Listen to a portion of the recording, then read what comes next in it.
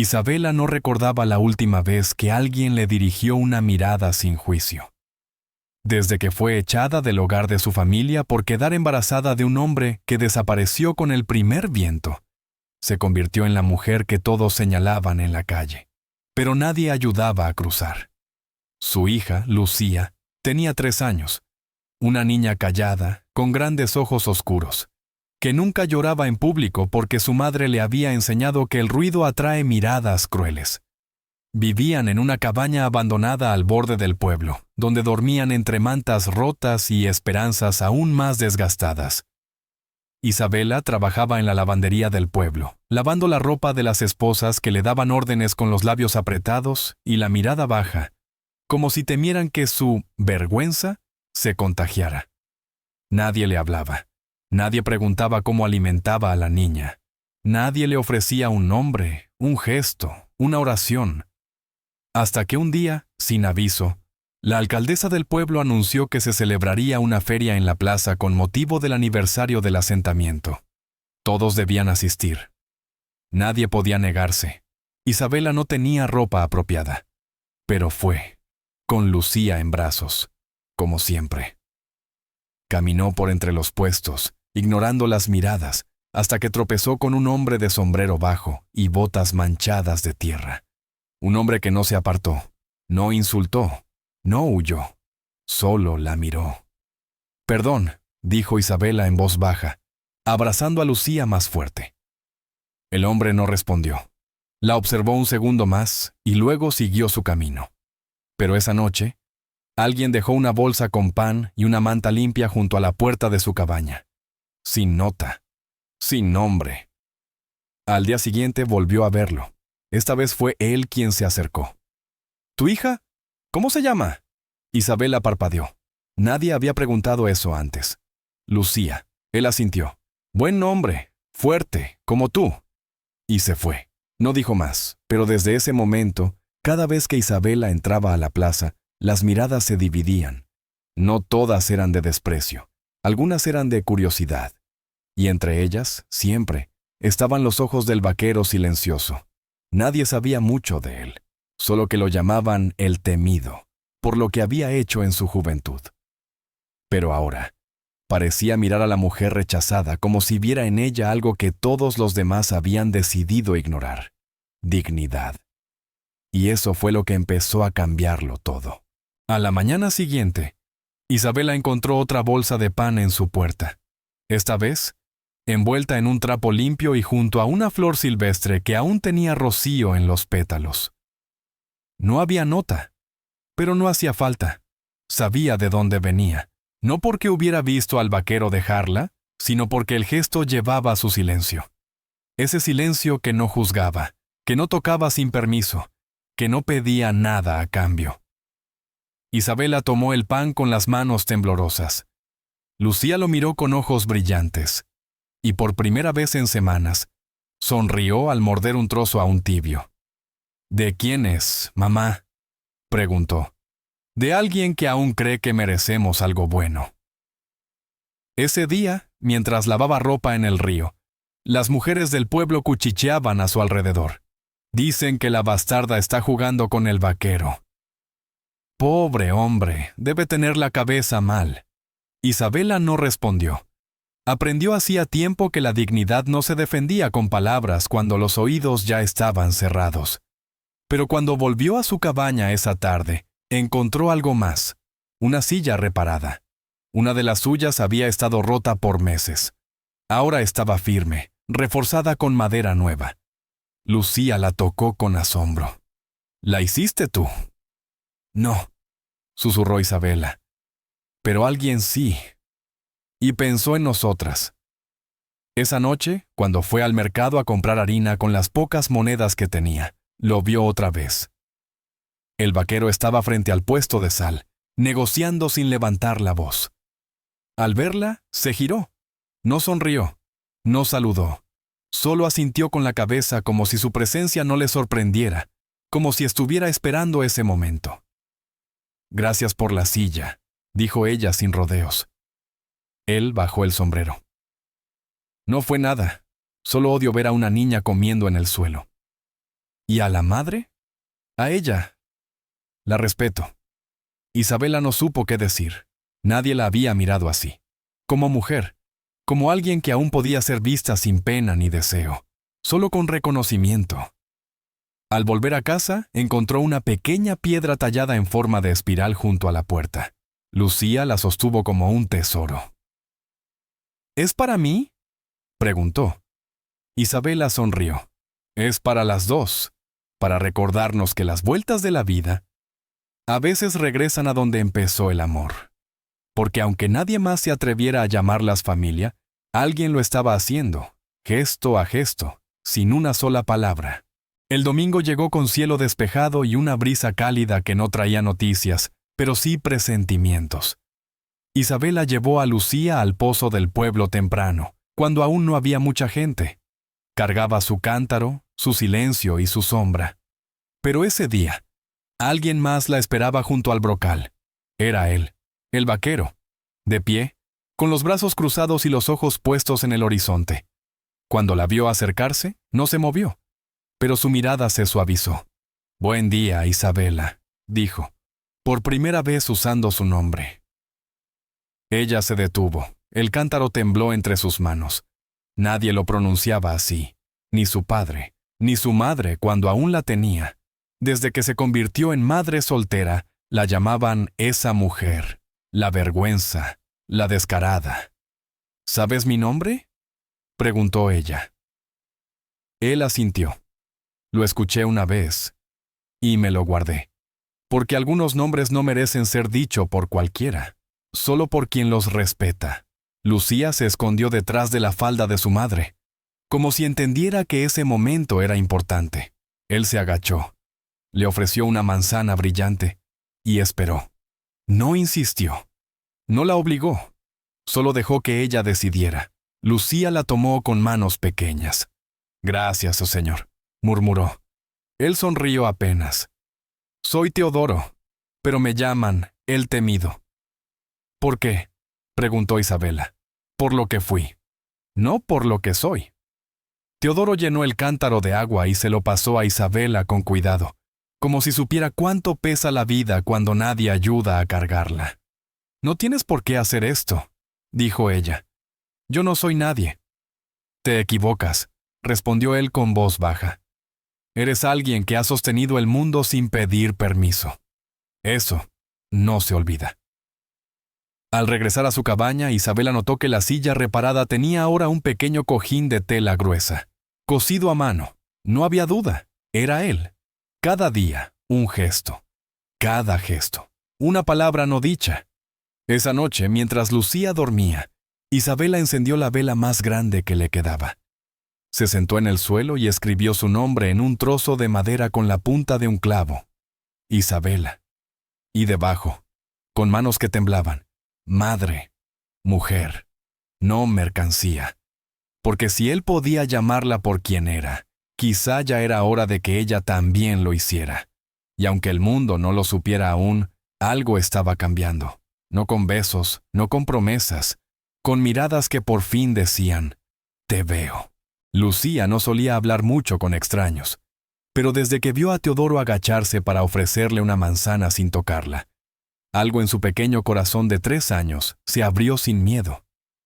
Al tercer día de encuentros silenciosos, mientras Isabela lavaba ropa en el arroyo, la niña se soltó sola de su mano y corrió por el sendero hasta el borde del campo donde el vaquero cortaba leña. Isabela la llamó con temor, pero antes de alcanzarla, vio cómo Lucía se detenía frente a él y levantaba la espiral de madera que él había tallado días atrás. «¿Esto es mío?», preguntó con voz pequeña. Teodoro se agachó con una rodilla en la tierra y asintió. «Si quieres que lo sea, sí». Isabela llegó con el corazón acelerado. «Lo siento. No suele hacer esto». «No se disculpe», dijo él. «Ella ya sabe lo que muchos adultos olvidaron. ¿Quién merece confianza y quién no?». Lucía se sentó en el suelo junto a él, sin miedo. Le contó que no tenía muñecas, que su mamá le enseñaba a dibujar con carbón, y que cuando llovía fuerte, se escondían bajo la mesa y jugaban a que el mundo era una cueva segura. Isabela no supo si llorar o reír. Nadie había hablado con su hija así. Nadie le había dado espacio para ser niña. Esa tarde, Teodoro fue hasta su cabaña por primera vez. No entró. Solo dejó frente a la puerta una pequeña caja de madera con 3 cosas. Una muñeca de trapo que alguien había abandonado en una feria, un cuaderno con hojas limpias y una rama de lavanda seca. Isabela la sostuvo entre los dedos y supo que esa lavanda no era un adorno, era una señal, un gesto de ternura sin condiciones. Esa noche, mientras su hija dormía abrazada a la muñeca, Isabela se sentó frente a la vela encendida y pensó en todo lo que Teodoro no había dicho, pero sí había hecho. No le pidió que se quedara, no le pidió que confiara, solo mostró, día a día, que no quería salvarlas, ni poseerlas, ni juzgarlas, solo estar.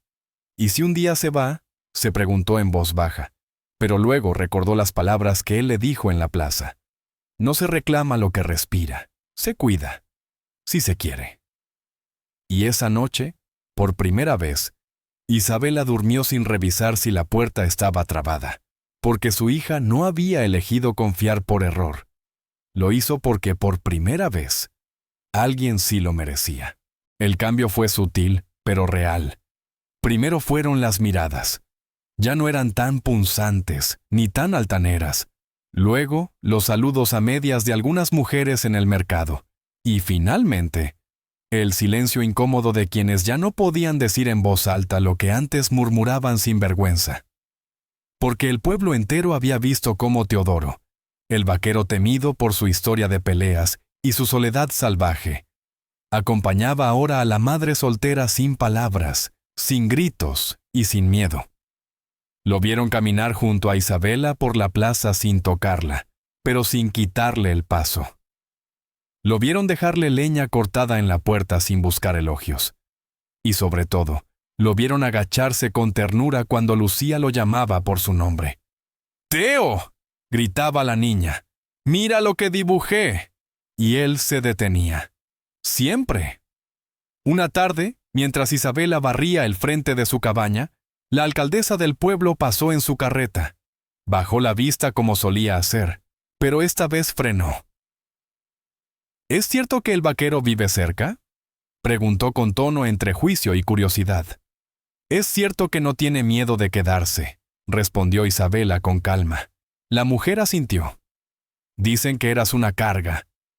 «Dicen muchas cosas», susurró ella. «Pero ya no me pesan». Esa tarde, en la escuela del pueblo, alguien mencionó que Lucía podría empezar a asistir el próximo otoño, si tiene un lugar donde quedarse segura. Isabela escuchó los rumores como quien oye truenos lejanos. Ya no asustan, pero anuncian algo. Por la noche, mientras cosía una manta nueva, Teodoro llegó con una tabla de madera bajo el brazo. «Quiero arreglar el tejado», dijo. «Si vas a quedarte, que sea sin goteras». Ella no respondió de inmediato. Solo le tendió un plato con pan caliente y lo invitó a sentarse. Comieron en silencio, hasta que Lucía salió de su rincón con el cuaderno de dibujos. En la primera hoja había dibujado 3 figuras, una mujer, una niña y un hombre con sombrero. Encima, con letras torcidas, escribió: «Mi familia». Teodoro miró a Isabela, pero no dijo nada. No necesitaba hacerlo. Ella, con la voz baja pero firme, dijo: «No me importa si el pueblo aún no lo entiende. Para mí, ya lo es». Y por primera vez desde que su madre la echó a la calle, Isabela dejó que alguien terminara el pan de su plato. Porque compartir lo poco es la manera más profunda de decir: «Ya no estoy sola». Habían pasado semanas desde aquel primer pan, desde aquella primera mirada que no juzgó. Y sin embargo, lo que más sorprendía a Isabela no eran los gestos de Teodoro, sino las cosas que él nunca decía. No la llamaba mujer, ni madre, ni pobre alma. La llamaba por su nombre, siempre. Y en un pueblo donde las mujeres con hijos sin anillo eran tratadas como sombras, que alguien dijera Isabela con firmeza era un acto de rebeldía. Una mañana, Mientras colgaban ropa juntos al sol, Lucía saltaba de piedra en piedra con su espiral de madera colgando del cuello. Reía fuerte, sin miedo. «Tu hija tiene un fuego que no se apaga», dijo Teodoro. «Lo heredó de alguien que nunca conoció», respondió Isabela con tono seco. Él la miró con cuidado, sin presión. «¿Quieres hablar de él?» «Numbería, gracias por no forzarme». Él asintió. Luego volvió al martillo y la madera. Estaban ampliando el porche, como si los pies ya supieran que más pasos iban a llegar. Esa tarde, la curandera del pueblo tocó su puerta por primera vez. Traía hierbas, té seco y algo más, una hoja de inscripción para Lucía en la escuela. La aceptaron, dijo sin rodeos. «Dicen que el rancho donde vive es estable, que hay un hombre cerca». Isabela no respondió, solo firmó con tinta negra, temblando un poco. Al día siguiente, en la plaza, alguien preguntó, «¿Esa no es la que tiene la niña bastarda?» El silencio se rompió con una sola frase. «Se llama Isabela». Fue Teodoro quien la dijo. Claro, sin rabia, pero con una firmeza que heló el aire. Nadie respondió. Porque cuando un hombre como él hablaba, hasta los chismes se tragaban la lengua. Esa noche, Isabela le ofreció cenar adentro por primera vez. No era una invitación romántica, era algo más profundo, un gesto que decía, «Ya no eres un visitante, esta también es tu mesa». Lucía puso 3 platos, y al final, entre pan, sopa y brasas, la niña se acurrucó en el regazo de Teodoro y murmuró, «Tú me vas a cuidar siempre». Él no dudó. «Hasta que tú no quieras más». Isabela lo miró, no por la respuesta, por la forma en que la dio, sin poseer, sin prometer, solo estando. Y supo entonces que a veces, el mayor acto de amor no es cambiarle el apellido a alguien, es pronunciar su nombre con dignidad, hasta que el mundo aprenda a tus a hacerlo también. Ese domingo, el pueblo celebraba una pequeña feria en la plaza. Era tradición de cada año. Música desafinada, pan duro disfrazado de festivo, y juicios envueltos en sonrisas falsas. Isabela nunca asistía, no por miedo, sino por agotamiento. Estaba cansada de soportar miradas que pesaban más que el pan que compraba. Pero esa vez fue diferente. Lucía quería ver los caballos. Y cuando Isabela dudó, Teodoro se levantó del banco sin decir nada. Se colocó el sombrero y extendió la mano, no como orden, como apoyo. «Vamos, si tú quieres», dijo. No hubo decisión que doliera menos. Al llegar, el murmullo fue inmediato. Ella lo sintió como un escalofrío en la espalda, pero no bajó la cabeza. Caminaba al lado de un hombre que no ocultaba su paso. Teodoro no tomaba su brazo, ni la empujaba al frente. Caminaba junto a ella, igual, con Lucía entre los dos, saltando como si el mundo nunca la hubiera despreciado. En un rincón de la feria, una mujer mayor, la misma que antes la llamó una mala influencia, frunció el ceño al verlos acercarse. «¿Así que ahora viene acompañada?», dijo con veneno. Isabela la miró por primera vez sin miedo. «Ahora camino sin pedir permiso». Y eso al parecer molesta. Teodoro no intervino, no le hizo falta. La plaza entera los vio pasar, y lo que ocurrió después, nadie lo esperaba. En medio del pequeño escenario donde se hacían concursos de tortillas y rezos, el maestro del pueblo llamó a las familias para inscribir a los niños en las clases de otoño. Isabela avanzó, llevó a Lucía de la mano y escribió su nombre con firmeza. «¿Nombre del padre?», preguntaron.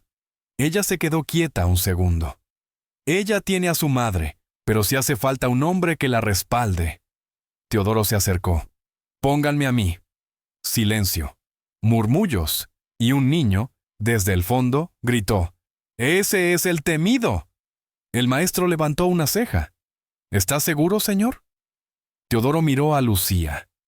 «Lo estoy desde que ella me miró sin miedo». Y por primera vez, nadie se rió, nadie gritó, nadie cuestionó. Porque cuando alguien que fue temido por años se arrodilla sin palabras frente a una niña, No queda espacio para el juicio, solo para el respeto. Esa tarde, mientras el sol caía y la feria se disolvía en polvo, Isabela supo que ya no era la mujer con una hija. Era madre, sí, pero también era elegida, por ella misma, por su hija, y por un hombre que no necesitó papeles para ser familia. La rutina volvió después de la feria, pero ya nada era igual. Los días seguían siendo duros, el agua aún pesaba y el pan no se multiplicaba por milagro, pero el aire tenía algo distinto. Se sentía más liviano, menos vigilado, más suyo. Teodoro había comenzado a reparar una vieja cerca detrás de la cabaña y Lucía lo seguía con su espiral de madera colgada al cuello como si fuera un amuleto. Isabela los observaba desde la ventana mientras cosía. No sonreía como en los cuentos. Sonreía como las mujeres que por fin descansan los hombros. Una tarde, mientras llovía y las gotas golpeaban el techo con ritmo firme, Teodoro entró con barro en las botas y un saco mojado entre las manos. «Hay goteras en la parte trasera. Mañana la arreglo». «No tienes que hacerlo todo», respondió Isabela. «Lo sé, pero quiero hacerlo». Ella dejó la costura, se acercó y le quitó el saco sin decir más. Lo colgó junto al fuego y preparó té con hierbas. Cuando se sentaron frente a la mesa, Lucía sacó su cuaderno. Había dibujado 3 figuras otra vez, pero esta vez con una casa detrás. Encima escribió: «Aquí vivimos». Los 3, Teodoro bajó la mirada, tocado por la simpleza con que los niños entienden lo que los adultos complican. Isabela la abrazó, y en ese momento supo que había llegado a un punto sin retorno. No había promesas escritas, ni anillos, ni testigos, pero tampoco hacía falta. «Teodoro», dijo con voz suave, «¿alguna vez pensaste en formar algo así?» «Nunca», admitió. «No porque no quisiera, sino porque nadie me miraba como alguien que podía ser parte de algo». «¿Y ahora qué ves?» «Veo un hogar que no pedí, pero que si me dejan, cuidaré como si lo hubiera esperado toda mi vida». No hubo beso, no hubo abrazo dramático. Solo las manos que se rozaron sobre la mesa y una mirada que no se apartó.